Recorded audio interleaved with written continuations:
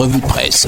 Vendredi 29 novembre 2024, madame, monsieur, bienvenue à la revue de presse sur Cam News 24 et ITFM Radio. Démarrons par le quotidien Cameroun Tribune à la une, élection à l'Union africaine. Djibouti sollicite Yaoundé. Le président de la République, Paul Biya, a reçu hier Mohamed Abdul Kader Moussa, ministre djiboutien de l'Environnement et du Développement durable. L'envoyé spécial du président Ismaël Omar Guelleh est allé présenter la candidature de son pays pour le poste de président de la commission et souhaite le suffrage du Cameroun. Page 2 et 3 du quotidien Cameroun Tribune pour plus de précisions sur cette sollicitation du Cameroun. Mutation à la une, impôt sur le revenu, le temps des sanctions, point d'interrogation, repoussé à 2 reprises, le délai pour la déclaration annuelle récapitulative des revenus des particuliers expire le 1er décembre prochain. Face à la presse hier, le chef du centre régional des impôts du centre 1, Emeline Vogo, épouse Biina, a invité à nouveau les contribuables non professionnels, retardataires ou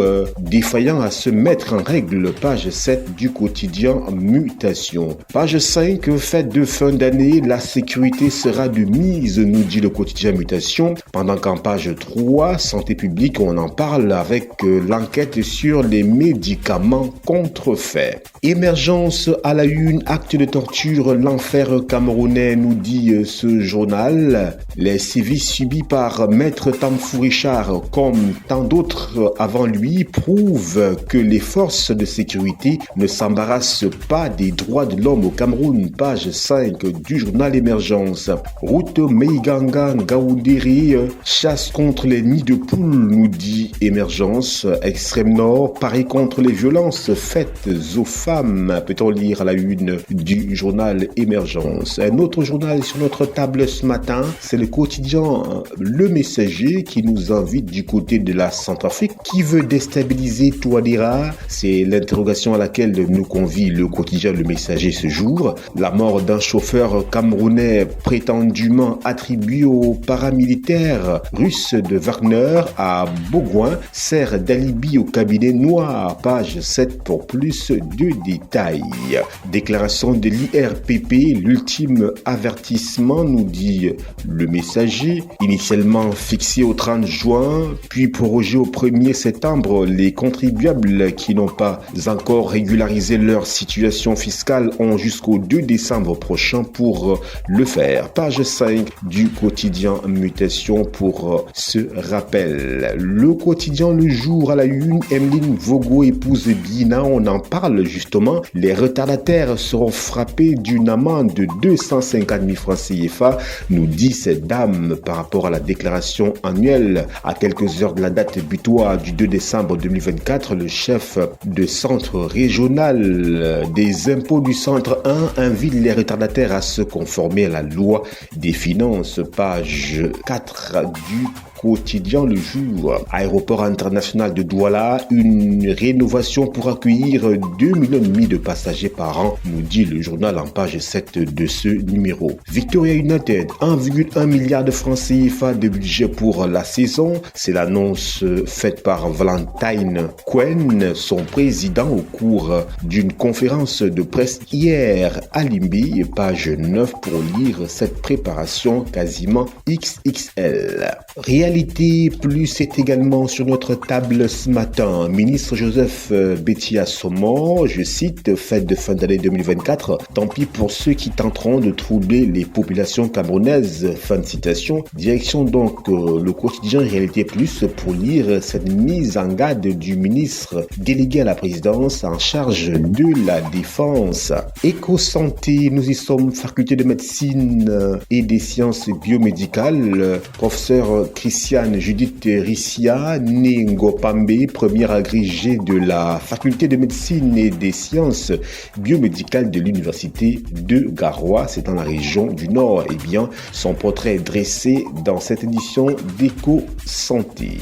Alpha Eco est là, bien évidemment, en très bonne place d'ailleurs. Fiscalité locale, la loi de trop, pour l'interrogation, examinée le 21 novembre 2024 au Parlement par les députés député membre de la commission des finances et du budget de l'Assemblée nationale, le projet de loi portant fiscalité locale ambitionne de renforcer l'autonomie financière des collectivités territoriales décentralisées, CTD.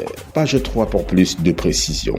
Fête de fin d'année, le Mincommerce veille au grain, nous dit Alpha Eco dans cette édition. La voix des entreprises à la une, financement. Afilance First Bank s'engage à accompagner 500 startups en 2025. La voix chaud à la une, malgouvernance. Madame Zogo réclame 33 millions de francs CFA à la Fédération camerounaise de football depuis 2 ans déjà, nous dit le journal L'Info à chaud. Cette restauratrice, mère de 4 enfants, est aux portes de la prison centrale de Kodengui, incapable de rembourser les dettes contractées pour nourrir les joueurs de football. Page 11 pour lire le désarroi de Dame Zogo qui réclame 33 millions de francs CFA à la Fédération camerounaise de football, et ce depuis 2 ans déjà, nous dit le journal L'Info à chaud. À page 3, évaluation des urgences sécuritaires au Cameroun. Le MINDEF précise que l'armée conserve l'initiative de la manœuvre sur le terrain malgré les menaces. Page 3 pour s'en convaincre. Torture intolérable de maître Richard Tamfou, avocat par des gendarmes. Camto demande de mettre un terme à ces pratiques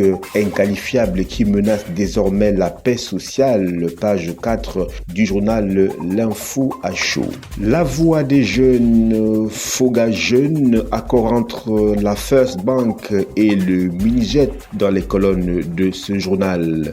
Le quotidien L'économie à la une, l'économie Business Awards, les lauréats de la 3e édition sont connus. Prometal Tradex SA, Elite Capital Assets Management, CCA Bank, Digital House, International DHL ont reçu des trophées au cours d'une soirée de gala organisée hier à Douala par l'Economy Media Group.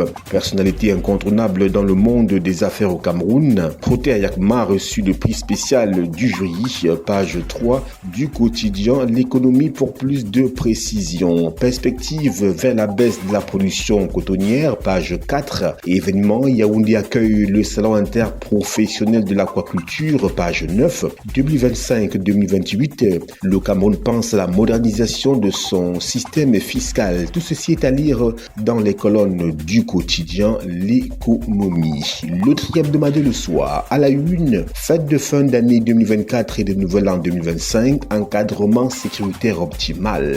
Nous faisons savoir à la une de ce journal avec les déclarations fortes du ministre délégué à la présidence en charge de la défense, Joseph Betty Assomo. Horizon Info à la une, sécurité nationale, le Cameroun en mode offensif. Le ministre de la Défense, Joseph Betty Assomo, a présidé une réunion d'urgence avec les principaux acteurs de la sécurité nationale pour évaluer la situation critique dans certaines régions du Cameroun. Les participants ont élaboré des stratégies pour renforcer la sécurité et répondre aux défis actuels. Page 9 du journal Horizon Info. FECOM, le DG Philippe Kamiako annonce une enveloppe de 1,5 milliard de francs CFA pour les régions du Nord et du Sud. Page 7 pour plus de détails. Le drapeau à la une, festivité de fin d'année, on en reparle. La situation sécuritaire passée au scanner à l'occasion d'une rencontre présidée hier à Yaoundé par le ministre Joseph Betty Assomo, entouré de son état-major. Falaise de Tchan en page 7, l'unité pays mobilisée pour un contournement sécurisé, c'est à lire dans les colonnes du journal Le Drapeau. Conjoncture économique pour sortir de cette édition de la revue de presse. Affluence First Bank, une suprématie inégalée, nous dit Conjoncture économique. Affluence First Bank s'est vu décerner le prix du leadership bancaire le 25 novembre 2024 lors d'une cérémonie tenue à l'hôtel Starland de Yaoundé. Ce prix remis par Gilbert Didier et Doha, secrétaire général du ministère des Finances, au directeur général de la banque Célestin Guelassimo, témoigne de l'engagement de l'institution dans la modernisation des services bancaires. Page 8 pour plus de détails sur ce parcours, sur cette récompense attribuée à Affluence First Bank comme étant une banque dont la suprématie est inégalée. Voilà madame, monsieur, c'est la fin de la revue de presse édition de ce vendredi 29 novembre 2024 sur CamNews 24 et ITFM Radio. Christian Ouré, Yves Anselme Tadjofo, Emeline Doudou Amadou, Justine Nekwanoudi et Ghislain Kungang, c'est l'équipe type. Nos programmes se poursuivent. Excellent week-end à toutes et à tous. C'était la revue de presse.